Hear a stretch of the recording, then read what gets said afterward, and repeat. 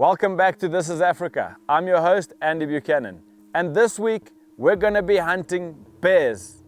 Yes, you heard me right, bears. We're flying all the way to Cold Bay, Alaska, where we're gonna be hunting the coastal brown bear, which apparently is the biggest brown bear in the world. To be honest with you, I have no idea what to expect. All I know is my client is David Hunt, a good friend of mine. Our guide, his name is Benjamin. We booked the hunt through Dr. Richard Guthrie, who apparently is a fantastic outfitter, so I'm really excited to see how this is gonna go.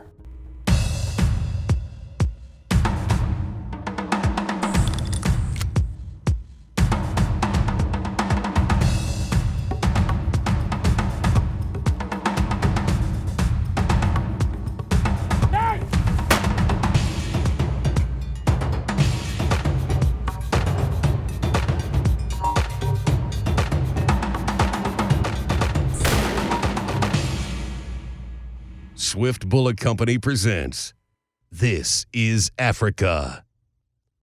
Closed captioning is sponsored by the Zimbabwe Professional Guide Association. Ethics are everything.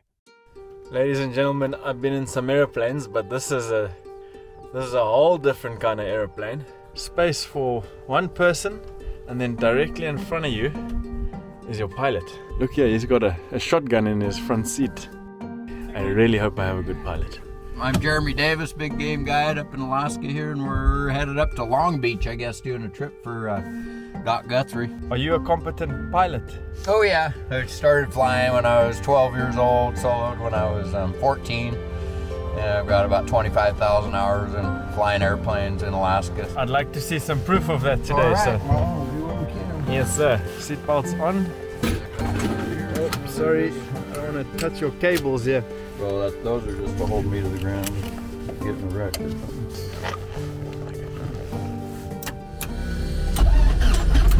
Whether it be in Africa or Alaska, as soon as you get onto that small plane, you know adventure is about to begin.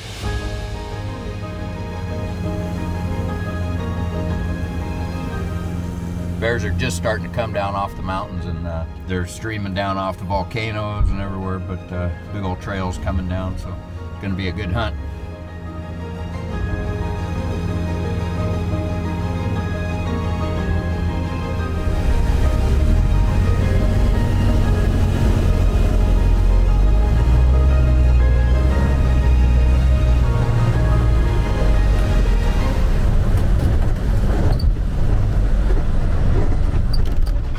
Where one just walked down the beach. Oh, there's bears here? We better get out of here.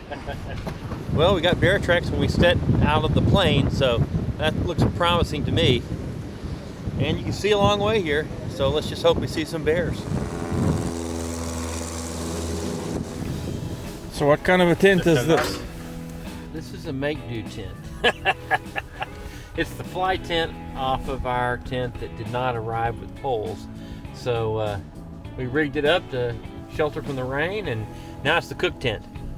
This is what you call an Alaskan adventure. If you've never been stranded in Alaska without something, you're not a real Alaska hunter. That's it. Do you think we're safe from bears in this tent? Absolutely. You can see them coming.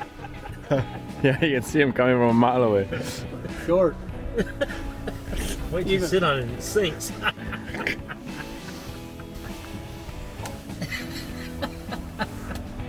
Here, Andy, this is for you. Yeah.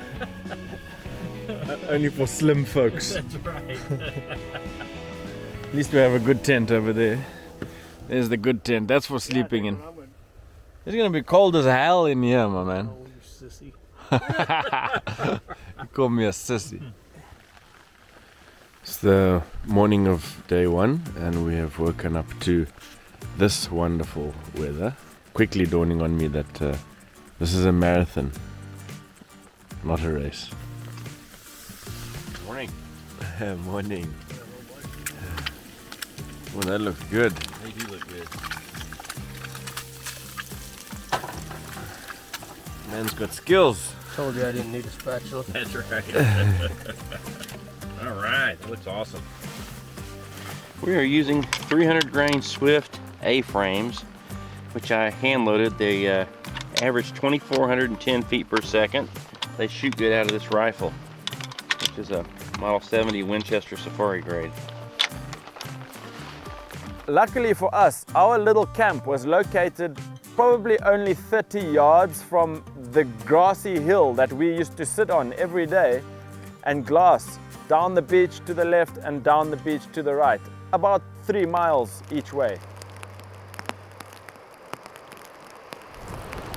What do you think?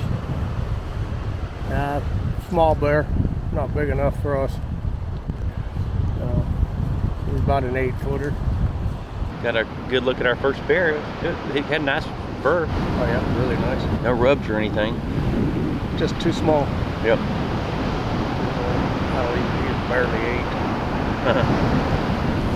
Yeah, at least we know they're out roaming around good. Probably the tracks we saw yesterday.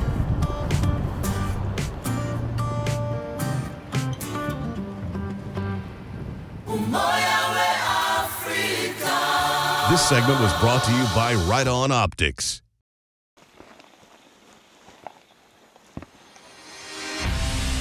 We are a company of firearms professionals, hunters, soldiers, officers, and family. As part of the Right On Promise, we provide the best customer service, including an industry-leading warranty. We won't repair, we'll just replace. We believe a person's hard-earned dollar should buy quality optics at any price point. This segment is brought to you by African Sporting Creations. Well, we saw a bear when we first climbed up here, walking the beach, but he's a little bit smaller than what we want to shoot, so we're going to go find us a spot and sit down and watch for more. But it seems like a good area. A lot of bear activity. There's one digging near the camp we can see, and tracks around the area, so we're pretty excited. That was incredible. I mean, first morning is the first time I've ever seen a bear. That's my first bear I've ever seen in my life. I mean, we could have shot him. You know, I just hope that that's not one of these situations where, you know, first morning of the safari, there's a big old dugger boy, you know, and it just seems too easy and you pass him up, and then come day 9, that dugger boy, you would have taken him, you know. But I'm not the pro here, so I'm sure there'll be better bears, but a bird in the hand. Very exciting. I thought we were gonna maybe go 4 days before we see a bear, you know, the whole marathon speech, but first morning, first day, beautiful bear. We started out this morning in drizzle, light rain, really cold temperatures, and then we got your fingers hurting if you didn't put your gloves on, and then it developed into a day that I never thought we'd see on the Alaskan Peninsula. Have a look at this. Here are the mountains in all their glory. Wow.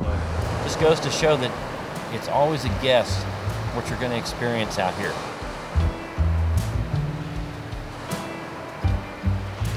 Got a big bear about 2.5, 3 miles across. See it? Come here. Yeah. See it right out there on the sandbar, the white spot way over there. Well, he's kind of going down the middle of it. Well, he may just be coming right here. Never know. What we're hoping is the bear will work its way down the cinder blow down toward the beach, or at least where we could cut him off and maybe get a shot at him down the road here. Just got to see what he does, or it does. We think we can intercept it, so we're going to make a run at it. I'm thinking it would be really exciting if Ben says, this is the one. So I could be a little bit patient.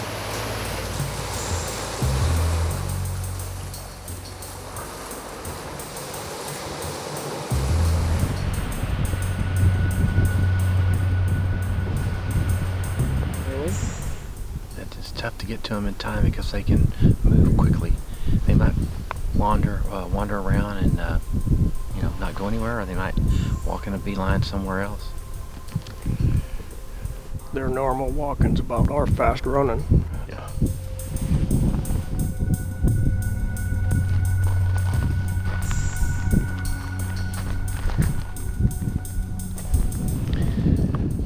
is a very, very sad sight for an African to leave tracks like that.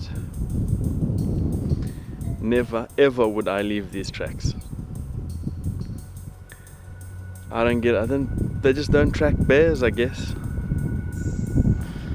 Anyway, we'll see what happens. I believe the real reason for not tracking bears is the fact that if you're going to be tracking them, you're going to be moving through the whole area, and that's going to leave your scent all over the place. So that'll discourage another perhaps bigger bear or another big bear from coming into the area where you're actually waiting to spot bears. Andy and I are now in our tent, and you can see the great clothes hanging everywhere that we have worn to exhaustion. And it's now 10:30. It's still bright light outside. It doesn't get dark until 11 o'clock. So we have learned to go to sleep in the light anyway. Fingers crossed. I am praying that we get more bears tomorrow. I think we walked 7 or 8 miles today. I am exhausted. We're gonna go sit on our little hilltop here right next to camp and spend most of the day watching until we see a bear that we think is worth pursuing, and then we'll see if we can get in a position for a shot.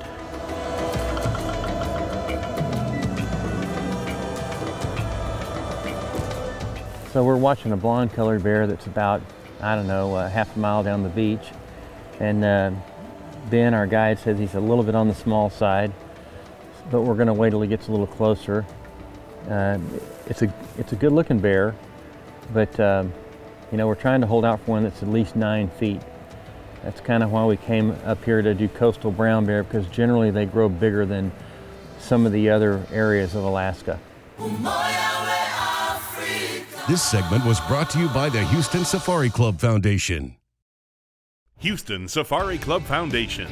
Our mission to preserve the sport of hunting through education, conservation, and the promotion of our hunting heritage. Each year we provide outdoor experiences and education for hundreds of high school students. We've proudly awarded $2.4 million in scholarships and funded over $4 million in grants. We exist to serve the hunting and conservation community. We are the Houston Safari Club Foundation. Learn more and join today at wehuntwegive.org.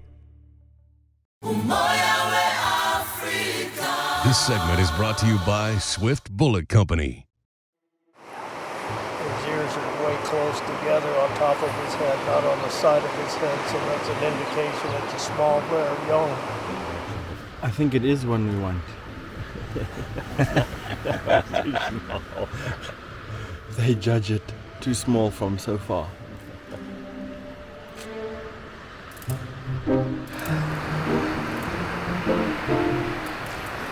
If you look at the head, it's not very blocky. You know, it's kind of pointed.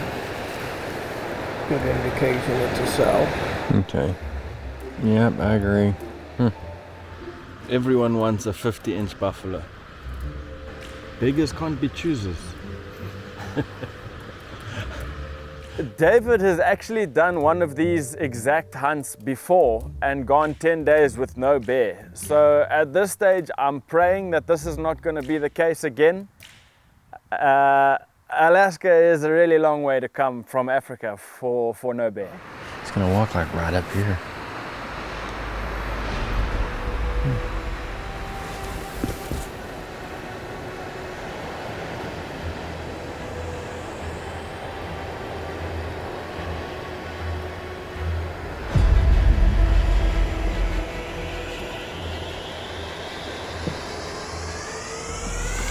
Healer, Zuko in. Hey! Get! That bear is not scared of us at all. It's amazing. Nope. Not scared. I think it smells your cot, Andy. I wouldn't be surprised. It's looking for a warm place to lay down. It's moving from right to left, a little towards our camp. Our guide Ben has actually guided over 80 brown bears in his life, and was actually a wrestler for Alaska in his youth. So I felt that we were in good hands, and when I saw him putting up the bear fence around our tent, I was only too happy to give him a hand whilst David sat on the hill and and watched out in case this marauding bear came back. Africa is a wild place, but this, with this mountains and all this ice, this is a different kind of wild. This morning we are leaving the safety of our grassy knoll on the beach and we are gonna go for a walk. Bit of adventuring never hurt anyone. So apparently this is called a Dungeness crab and it has rather big snippers and it's got eggs. You can see the eggs underneath there. Loads and loads of little eggs. There seems to be quite a few of them washed up on the beach this morning. Not sure what that's about. Maybe they lay their eggs on the beach. Pretty cool. All sorts of critters today.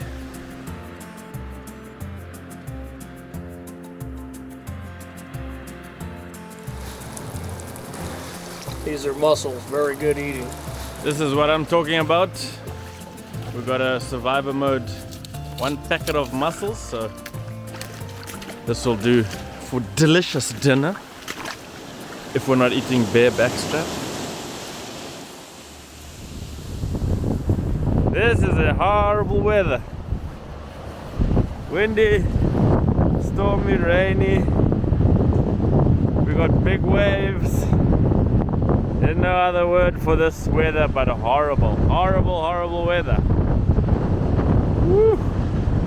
Big waves. One thing I definitely learned about Alaska is that the weather can change very, very quickly. But one thing that can change quicker than the weather is your luck. This segment was brought to you by Woodbury Taxidermy.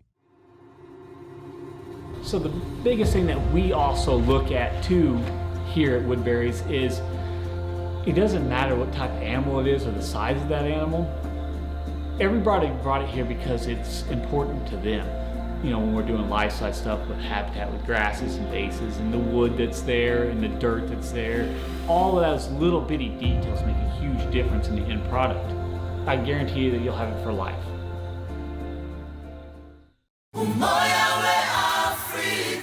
This segment is brought to you by Swift Bullet Company.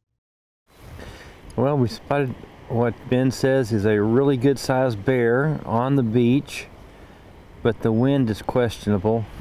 Wind's kind of... That's what we thought too. It's cutting a little bit to the left. Not a lot, but a little. And he's kind of out that way a little bit. You want to give it a shot? Trying to debate on that. I don't want to blow it. He's not moving though. He's just staying in that one spot. Let's go for it.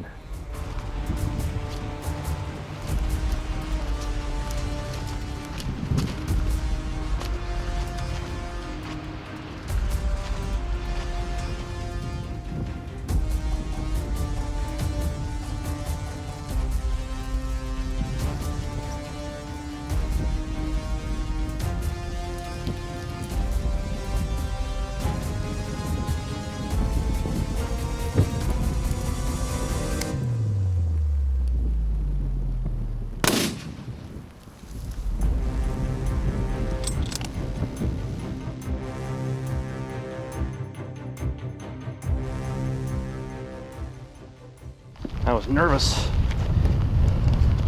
What shot did you have? He was facing me, so I shot center of his chest, hopefully.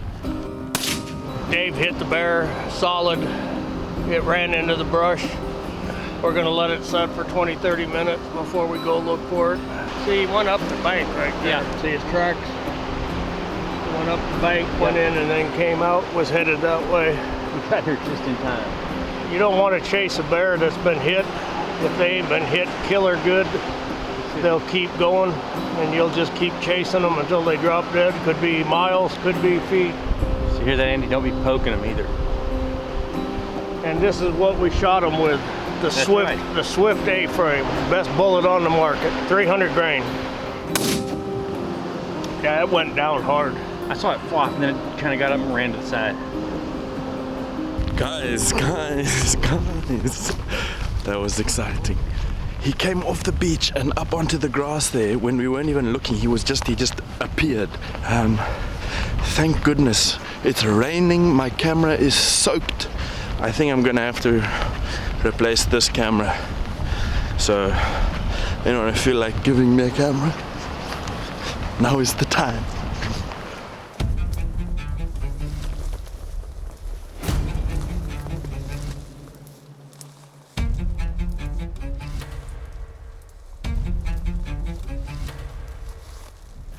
So currently on the bear's track, since no one else knows how to track here. Oh, we got good blood. Good job, Andy. There we go. Ah, missed. Don't worry. Oh, he's turned. He's turned and gone this way. He's hit. I think we got a bear. Good tracking, Andy. I mean, if we didn't have our African tracker here with us. Oh my gosh. Well done, Ben. Good job, bud. Look at that. That's a big head. Yeah, I'd take a bite out of you, wouldn't it? It's a 9-footer. Awesome. Nice bear. Well, he got rubbed here. A lot of times they'll start rubbing when they come out of the den, or they can rub in the den. The way he was walking, you couldn't see that. That's the problem you get with spring bears. Some can be rubbed, some can't. I don't know that it would have made any difference today. He was bound and determined to kill a bear. So. That's right. Don't know if that would have made any difference, but I'm sure they can hide that where you won't even see it. Turn the head a different angle. He is amazing, and I could not be happier. We only had about 2 days left on our hunt, and I was beginning to worry whether we'd get one or not. So this is amazing. It's a great bear. I am absolutely thrilled with it. I'd absolutely recommend hunting on the Alaskan Peninsula for anyone with a thirst for adventure and wild places. This is a no-brainer. Oh, and by the way, I'm not scared of bears, I promise. That's it for this week, folks. If you're dreaming of coming to Africa, get hold of me, Andy, at TIA5.com, or visit the website www.tia5.com. We'll see you right here next time on TIA. Next time on This is Africa. Saddle up and follow Andy and the crew into the Ethiopian mountains in search of Mountain Nyala and a giant forest hog.